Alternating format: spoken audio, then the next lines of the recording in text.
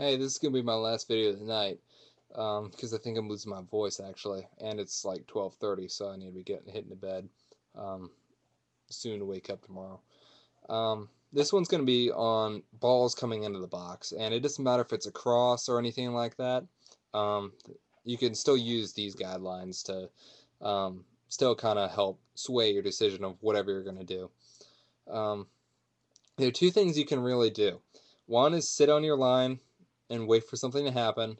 Or the second is come out and do something about it.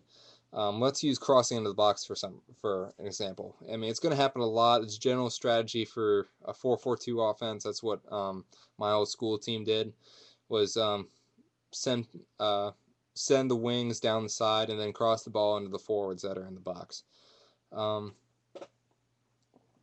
you can either come out, and if you're going to come out, you have to make that decision fast.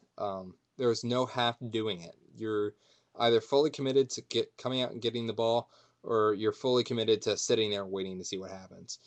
Um, Only come out to it when you know you can get a hand on the ball. If you can punch the ball, if you can even get a finger on it.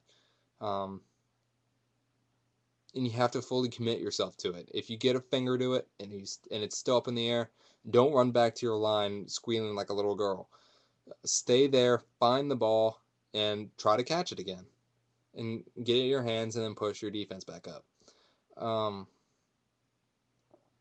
But also another thing that you can kind of take solace in is sitting back on your line. You don't necessarily have to come out every single time, because what you're doing by waiting is you're making your opponent make the good cross, make the good header to get it into the spot that's probably about that big that you can't get to.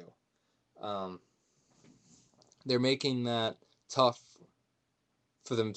You're making it tough for them by not coming out sometimes.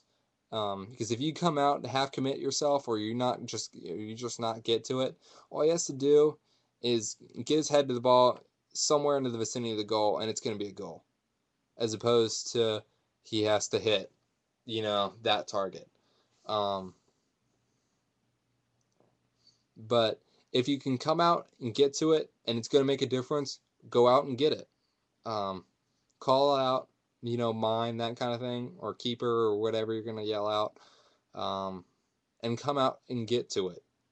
You have to get to it. I can't stress that enough. If you come out and you miss it, it's going to be a goal, and it's going to be your fault. Which is, nothing feels worse. A goal feels bad, but if it's not your fault, then it's not your fault. But if it's a goal and it's your fault, it's bad. That's what makes the difference between a good and bad goalkeeper is goals scored on a good goalkeeper won't be his fault. It'll be his defense's fault or something like that. But if you're an average goalkeeper, then we're all human. It'll happen. I mean, heck, Peter Schmeichel has made a huge mistake. He came out, tried to trap a ball, and that kind of thing went past him, and it just looked foolish.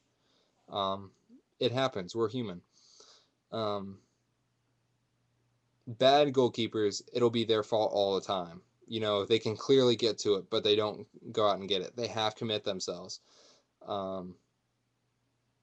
That's where the difference really comes. That's where the difference really comes in. And you just have to make that decision like in the blink of an eye. It has to be instinct for you. You have to practice it over and over and over again until it becomes instinct. Because if it's not instinct and you have to think about it, that's time you can't waste.